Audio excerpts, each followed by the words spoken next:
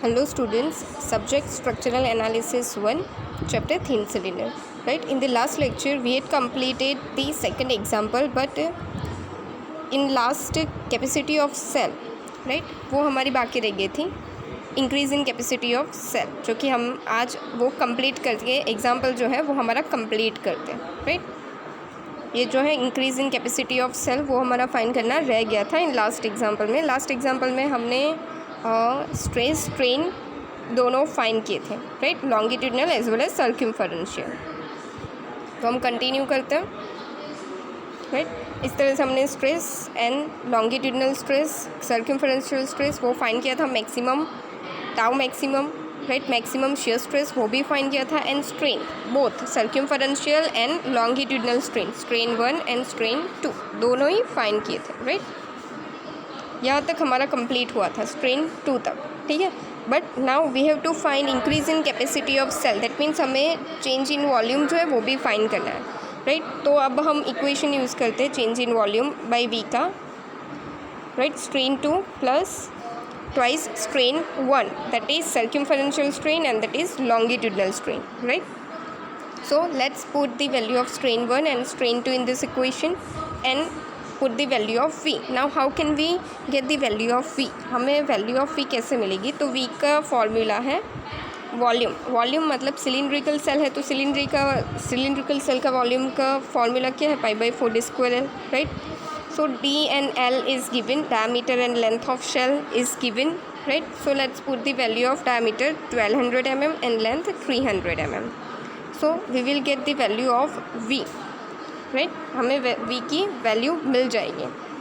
हम जैसे ही π/4 into d² into L करेंगे. अब ये कैलकुलेशन जो है वो सिंपल है, तो मैं कैलकुलेटर में नहीं बताती, वो आप खुद से कर सकते हैं. ठीक है, तो इस तरह से हमें वॉल्यूम जो है V, कैपिटल V, उसकी वैल्यू मिल जाएगी.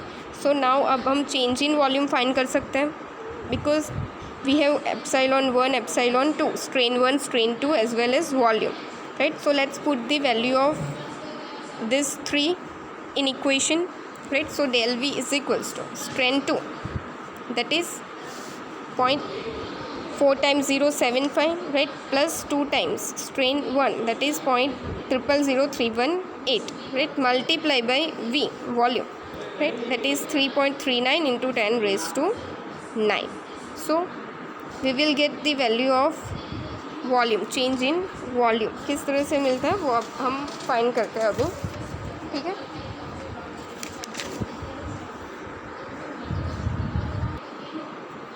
एप्सिलॉन 1 उसकी वैल्यू क्या है? हम ब्रैकेट यूज़ करके लिखते हैं 0.4 times 0.75, that is epsilon 1, plus 2 times epsilon 2, that is 0.000318. Right, ये वैल्यू है. यहाँ पे हम दोबारा ब्रैकेट ओवर करते हैं, तो ये एप्सिलॉन 1 प्लस ट्वाइस एप्सिलॉन 1 की वैल्यू मल्टीप्लाई बाय हमें क्या करना है? वॉल्यूम करना है. वॉल्यूम कितना आया था? 3.3929. Right, multiply by 10 raised to 9. ये हमारा आंसर था वॉल्यूम का. Right, so answer is 2412351.9. ठीक है, सो ये आंसर क्या आएगा? इंटू 10 raised to 6 में अगर हम करते हैं तो ये आंसर आएगा 2.41 इंटू 10 raised to 6. राइट,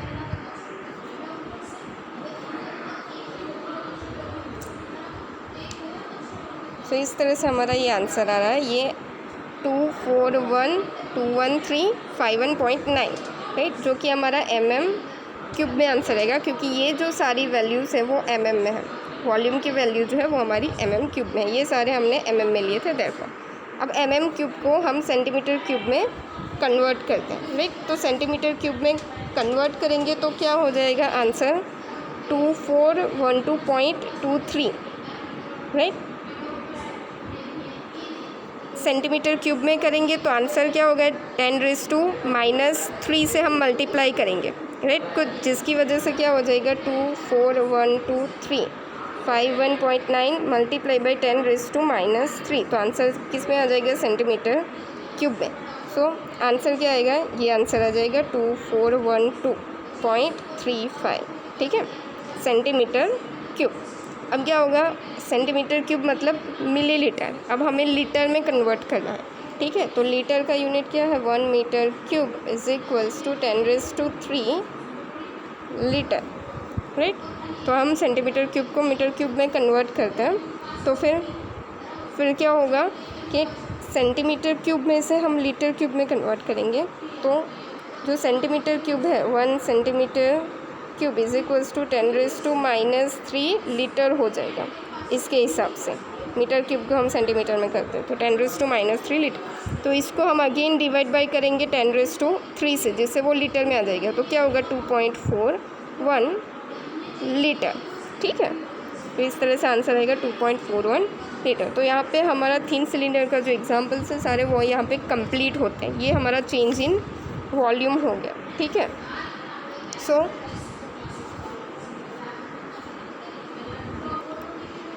तो फिर हमारा यहाँ पे एग्जांपल जो है वो हमारा कंप्लीट होता है थिन सिलेंडर, और हमारा जो चैप्टर है वो थिन सिलेंडर का यहाँ पे कंप्लीट होता है, ठीक है। Now let's start the next chapter example, displacement of determinate beam and plane truss. उसका हम एग्जांपल जो मोमेंट एरिया है वो हम कंप्लीट करते हैं, राइट। इसमें क्या है कि हमें डिफ्लेक्शन एंड स्लोप फाइंड करना होता है कैंटिलीवर बीम का। तो वो कैसे फाइंड करते हैं वो हम इस एग्जांपल में देखेंगे, right. So given data is determine slope and deflection at free end at a cantilever beam shown in figure, right। Cantilever beam दिया गया उसके फ्री एंड पे, राइट, मतलब कि इस एंड पे हमें क्या फाइंड करना है, स्लोप, राइट, जो स्लोप आता है वो स्लोप, एंड डिफ्लेक्शन, जो डिफ्लेक्शन होता है लोड की वजह से, राइट, जो लोड होता है बीम पे उसकी वजह से जो स्लोप आता है और डिफ्लेक्शन होता है, राइट, वो हमें फाइंड आउट करना है, ठीक है। And now I is given 6 × 10⁻⁷ mm⁴ and E that is 2 × 10⁵ Nm²। उसी तरह से जैसे कि मैंने आगे भी कहा था कि ई की वैल्यू अगर नहीं दी गई है देन एज्यूम 2 × 10⁵ Nm², क्योंकि ये जो स्टील की जो वैल्यू है young modulus it can not change, ये जो है चेंज नहीं होते, इट इज़ कॉन्स्टेंट 2 × 10⁵ Nm², जो कि कॉन्स्टेंट है। And I means moment of inertia दिया गया है, राइट, जो कि आप आगे पढ़ चुके होंगे कि एनालिसिस जो है उसमें मोमेंट ऑफ इनर्शिया बीम का है, उसका मोमेंट ऑफ इनर्शिया दिया गया है आपको, राइट। सो 6 × 10⁷ mm⁴ ये आपको दिया जाएगा, ठीक है। नाउ अब हम स्टार्ट करते हैं मोमेंट एरिया मेथड कि इसमें किस तरह से हम how can we find slope and deflection, right, जिसमें हम किस तरह से मोमेंट स्लोप एंड डिफ्लेक्शन जो है वो फाइंड करेंगे। कहाँ पे फाइंड करना है, at point B. Free end means अगर ये बीम दिया गया हमें, राइट, तो हमारा फ्री एंड कौन सा हुआ, बी, ये हमारा फिक्स्ड एंड हुआ। A is fixed end and B is are free end, so we have to find slope and deflection at B means theta B, and deflection को हम वाई से denote करते हैं और वाई बी, ये दोनों चीज़ें हमें फाइंड करनी है, ठीक है। So that is beam is given 2 meter span. Span is means length of beam is 2 meter, right? Load is given at point B. B पे point load दिया गया है 30 किलो न्यूटन का, right? तो अब हमें फाइंड करना है मोमेंट एरिया मेथड की वजह से slope and deflection. So first step is to draw bending moment diagram. Bending moment diagram draw करना है। किस तरह से बेंडिंग मोमेंट डायग्राम ड्रॉ करना है, सो कैंटिलीवर बीम है, राइट, ए एंड बी, तो सारी मोमेंट और सारा शेयर फोर्स वो कहाँ पे आएगा, सपोर्ट ए पे आएगा, right, at the fixed end, because B can not carry moment, free end है तो वो मोमेंट कैरी नहीं कर सकता, all the moment will carried by A. तो फिर हम यहाँ पे मोमेंट डायग्राम ड्रॉ करेंगे तो ए पे मोमेंट आएगी और बी जो है वो मोमेंट कैरी नहीं करता, मतलब बी पर दरफॉर बी पे 0 मोमेंट आएंगे, ठीक है। Now point load is given, point load therefore bending moment में क्या आएगा, ये लीनियर लाइन आएगी, ठीक है, इसमें कोई कर्व नहीं आएगा, इस तरह से नहीं आएगा डायग्राम, ठीक है, इस तरह से डायग्राम कर्व नहीं आएगा, लीनियर आएगा, linear incline line straight line आएगी, इंक्लाइन लाइन आएगी, ठीक है, क्योंकि पॉइंट लोड दिया गया है इसलिए। अगर यहाँ पे यूडीएल दिया गया होता तो क्या आता डायग्राम जो है, अगर यहाँ पे यूडीएल लोड दिया गया था, यूनिफॉर्म डिस्ट्रीब्यूटेड लोड, तो ए पर ही मोमेंट आती, बी पर तो 0, बी पॉइंट है वहाँ पे तो 0, बट ये यूडीएल है इसकी वजह से ये शेप जो है वो पैराबोला हो जाता, ये 0 और यहाँ पे हम मैच करते हैं, यहाँ पे जो भी वैल्यू आएगी वो ऊपर यहाँ पे शेप इस तरह से होगा, यहाँ पे पॉइंट लोड है इसीलिए लीनियर जाएगा, ठीक है, मतलब इंक्लाइन लाइन जाएगी सीधी। हमें इसको जॉइंट कर देना। अब यहाँ पे कितनी मोमेंट आएगी वो हम कैसे फाइंड करेंगे, तो हम थंब रूल यूज़ करेंगे। क्या करेंगे, थंब रूल। ए के पास मोमेंट तो load multiply by perpendicular distance. A के पास मोमेंट फाइंड करनी है, मोमेंट एट ए। तो लोड कितना है हमारे पास, ए की लोड है 30 किलो न्यूटन। 30 किलो न्यूटन वो वर्टिकल लोड है। परपेंडिकुलर डिस्टेंस मतलब हॉरिजॉन्टल डिस्टेंस क्या हुआ, मतलब ये जो लोड है वहाँ से ए तक डिस्टेंस कितना है, तो ये डिस्टेंस हुआ। ये डिस्टेंस कितना है, दैट इज़ 2 मीटर। तो मोमेंट एट ए क्या हो जाएगा, 30 × 2। अब डायरेक्शन कौन सी आएगी, ये डाउनवर्ड डायरेक्शन है और ए की तरफ घूमेगी, ठीक है, हमारा थंब इस तरह से घूमेगा। तो ये डायरेक्शन कौन सी हुई, क्लॉकवाइज हुई ना ये डायरेक्शन, ठीक है, क्लॉकवाइज हुई, राइट। और ये सेक्शन है, ये लेफ़्ट और राइट साइड है, तो राइट साइड क्लॉकवाइज। मोमेंट क्या आएगी, ये राइट साइड हुआ ना हमारा जो मोमेंट हो, ये जो मोमेंट आ रही है कौन सी मोमेंट आ रही है, ये क्लॉकवाइज मोमेंट आ रही है, ठीक है। और ये राइट साइड होगा। ए के पास मोमेंट ढूंढनी है, मतलब ए पे लाइन ड्रॉ करो, ये लेफ़्ट साइड हो गई और ये राइट साइड हो गई। तो राइट साइड पे क्लॉकवाइज मोमेंट आ रही है, राइट साइड पे, ठीक है। तो क्या होगा, लेफ़्ट एंड राइट, ये सेक्शन है, ये लेफ़्ट साइड है, ये राइट साइड है, दोनों नीचे है तो मोमेंट आएगी नेगेटिव, राइट। तो आंसर आएगा नेगेटिव। और ये मोमेंट किसकी है, राइट साइड पे क्लॉकवाइज मोमेंट है, तो लेफ़्ट साइड पे एंटी क्लॉकवाइज मोमेंट है, ठीक है। हमारी राइट साइड पे क्लॉकवाइज मोमेंट आ रही है, इसीलिए नेगेटिव आंसर आएगा। ये हमारा रूल है, राइट। और दूसरा कौन सा रूल है, दोनों अप साइड है तो मोमेंट पॉजिटिव, और ये लेफ़्ट और राइट साइड। अब राइट साइड पे क्या है, मोमेंट एंटी क्लॉकवाइज मोमेंट है राइट साइड पे ये, और लेफ़्ट साइड पे कौन सी मूवमेंट है, क्लॉकवाइज मूवमेंट है। लेफ़्ट साइड पे अगर क्लॉकवाइज मूवमेंट आएगी तो आंसर पॉजिटिव, राइट। अगर लेफ़्ट साइड पे एंटी क्लॉकवाइज मूवमेंट आएगी तो आंसर नेगेटिव, राइट। उसी तरह से राइट साइड पे अगर एंटी क्लॉकवाइज मूवमेंट आती है तो मूवमेंट पॉजिटिव, राइट साइड पे अगर क्लॉकवाइज मूवमेंट आ रही है then answer will be negative. तो हमारा क्या है, right side and clockwise movement, right side clockwise movement, answer is negative, right. So answer क्या आएगा, moment at A 30 × 2 but negative, so -60 kilo newton, ये मीटर में है, so kilo newton into metre. ये किलो न्यूटन में है और ये मीटर में है, therefore kilo newton into metre. So minus आ रही है और एंटीलीवर है, देयरफॉर बीम क्या होगा, बीम का बेंडिंग मोमेंट ऐसा ही आएगा, नीचे ही आएगा। दैट मीन्स हमारी मोमेंट ऑलवेज माइनस ही आने वाली है, ठीक है। सो -60, इसलिए हम ये जो ए और बीम है उसके नीचे ही ड्रॉ करेंगे डायग्राम, ठीक है। तो यहाँ पे आंसर आएगा 60, और हमने ये नीचे ही ड्रॉ किया, और ये जो डायग्राम है एरिया वो हम लिख देंगे माइनस, ठीक है। तो ये हमारा बेंडिंग मोमेंट डायग्राम कंप्लीट हो गया। फिर क्या होगा, नेक्स्ट स्टेप क्या होगा, हमें बेंडिंग मोमेंट डायग्राम है उसे EI से डिवाइड करना होगा, ठीक है। तो फिर यहाँ पे तो EI कांस्टेंट ही है, ऐसा नहीं है कि इतने पोर्शन में 2 EI है या 3 EI है। EI पूरे through out the length constant है, EI सेम है, इसलिए क्या होगा 60/EI कर देंगे हम। मोमेंट है 60 डिवाइडेड बाई EI, और डायग्राम सेम यही करना है, that is are M/EI diagram. इससे ये M/EI डायग्राम हमारा ड्रॉ हो जाएगा, ठीक है। तो हमारा ये first step and second step complete होता है। फर्स्ट मोमेंट फाइंड करो, उसके बाद M/EI करके फिर से वही डायग्राम ड्रॉ करके लिख दें, ठीक है।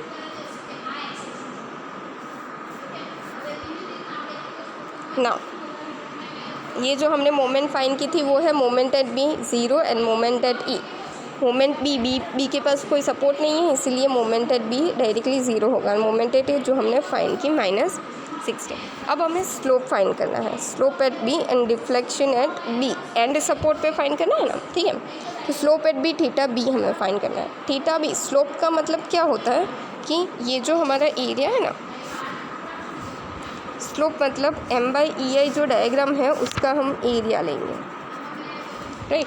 अगर B के पास फाइंड करना है तो हमारा जो स्टार्टिंग बीम है, तो स्टार्टिंग बीम A से हो रहा है, सो A to B, A से B में जितना एरिया आएगा वो एरिया होगा हमारा स्लोप एट B, ठीक है। तो स्लोप एट B हम किस तरह से फाइंड करेंगे, area between A and B, right. A and B से हम एरिया लेंगे, किस इसका M/EI डायग्राम, ये M/EI डायग्राम जो होगा ना उसका एरिया हमें लेना है, ठीक है। तो क्या आएगा यहाँ पे, area of M/EI diagram between A and B। Minus क्यों लिखा है, क्योंकि हमारा डायग्राम जो है वो माइनस है, राइट। और दूसरी बात, डायरेक्शन जो है इक्वेशन में ये दिया गया है कि हमें उसको माइनस ही लेना है, राइट, क्योंकि स्लोप जो है वो वैसे भी नीचे ही जाएगा तो हम उसको माइनस ही लेंगे। डायरेक्शन जो है वो हम एज्यूम करते हैं, इसलिए हमें आगे माइनस रखना है, minus area of M/EI diagram between A and B, ठीक है। अब हम एरिया लेते हैं A और B के बीच का, तो एरिया क्या आएगा,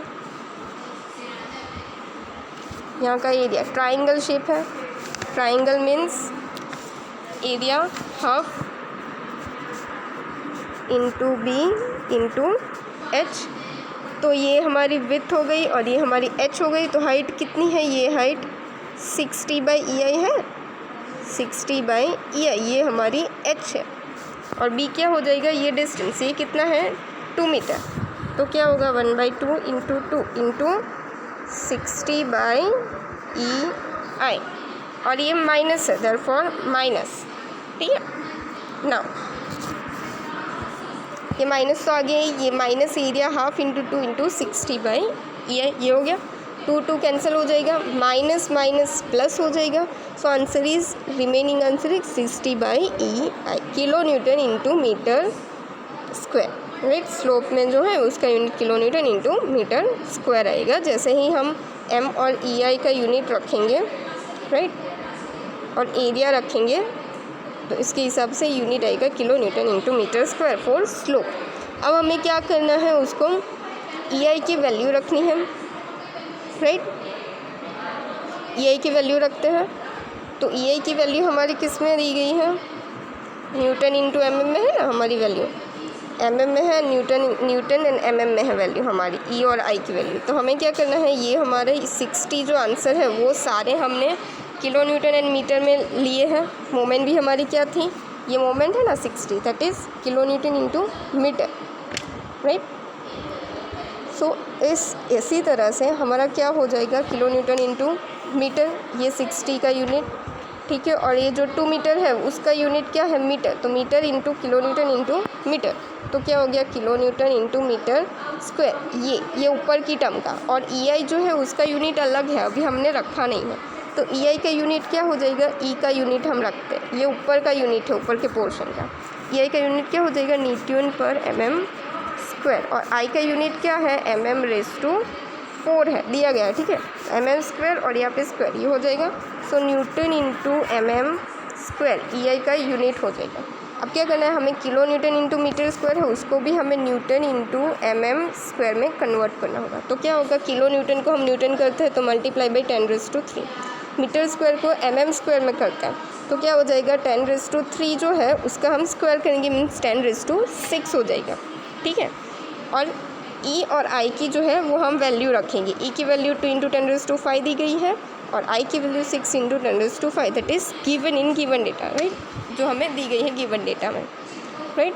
तो हम इस तरह से ये इसका कैलकुलेशन करते हैं, राइट, और ये जो यूनिट हो वो कैंसिल हो जाएगा और थीटा है, देयरफॉर यूनिट क्या आएगा, रेडियन, ठीक है। तो ये हम कैलकुलेशन कंप्लीट करेंगे, सो आंसर क्या हो जाएगा 0.005 रेडियन, ठीक है। ये हम कैलकुलेशन करते हैं कैल्सी में।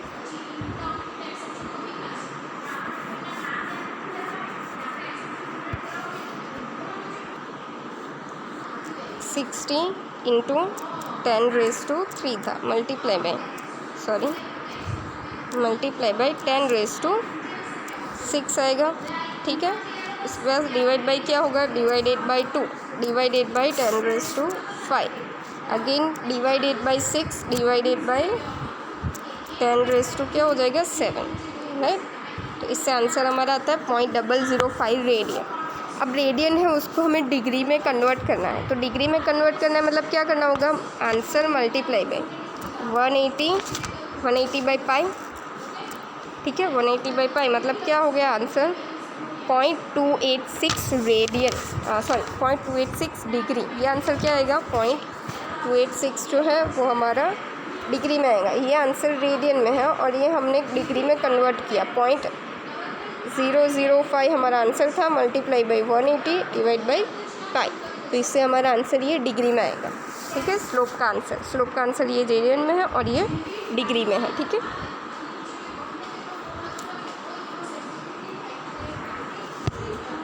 सो यहाँ पे हमारा आंसर आ गया। नाउ डिफ्लेक्शन फाइंड करते हैं। तो डिफ्लेक्शन में क्या होगा, आगे माइनस, यहाँ पे एरिया लिया है, अब हमें उसी का मोमेंट लेना होगा। ठीक है, now you have to take moment of m by A diagram same between a and e। Area जो है वो सेम ही रहेगा। क्या रहेगा, from a to b, right, you have to take moment of this diagram. और मोमेंट कैसे लेनी है, so area multiply by perpendicular distance, right. तो एरिया जो है वो हमने ऑलरेडी फाइंड करके रखा है। तो हम मोमेंट लेते हैं, वो किस तरह से मोमेंट लेंगे, हमने ऑलरेडी ये फाइंड करके रखा है 60 बाई EI, राइट। तो ए की तरफ से मोमेंट जो है, मोमेंट जो है वो हमें यहाँ पे फाइंड करनी है, ए के पास फाइंड करनी है, बी के पास फाइंड करनी होगी, क्योंकि हमारा स्लोप जो है वो बी के पास है। We have to find slope at point B, Y B. So minus bracket में moment of m by EI diagram. ये जो डायग्राम है उसकी हमें मोमेंट लेनी है। तो हमें किस तरह से मोमेंट लेनी होगी, ये जो हमारा एरिया है 60 बाई EI मल्टीप्लाई बाई यहाँ बी से डिस्टेंस लेना है, बी से डिस्टेंस, तो हमारा सी जी जो है वो हमारे यहाँ पे क्या होगा, 1/3 of B and that distance is 2/3 of B. So 2/3 of B, B width is 2 meters, so 2/3 of 60 by EI multiply by 2/3 of 2 आएगा, right? So 2/3 of 2. Now calculation करते हैं हम, राइट, जिससे हमें 80 बाई EI आंसर मिलेगा, kilo newton into metre cube, right.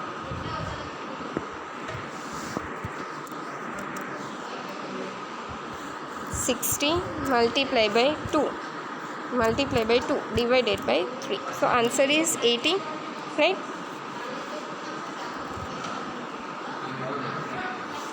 So here answer is 80 by EI, और ये जो ऊपर का आंसर है that is moment, kilo newton into metre, right.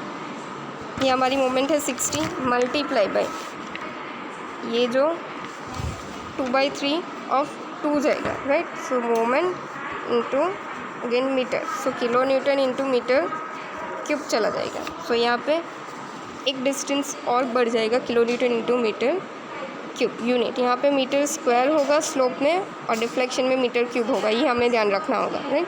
Now convert the kilo newton into metre cube in newton into mm cube, right.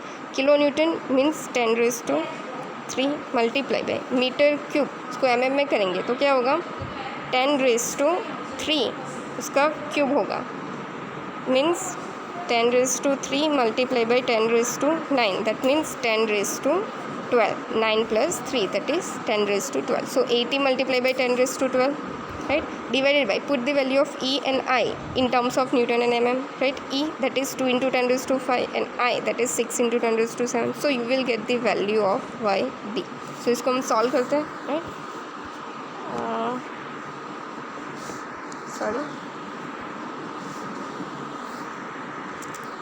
80 multiplied by 10⁻12, right.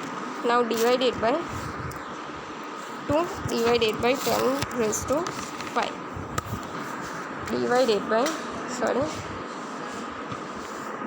divided by 6 divided by 10⁷. So answer is 6.66, right.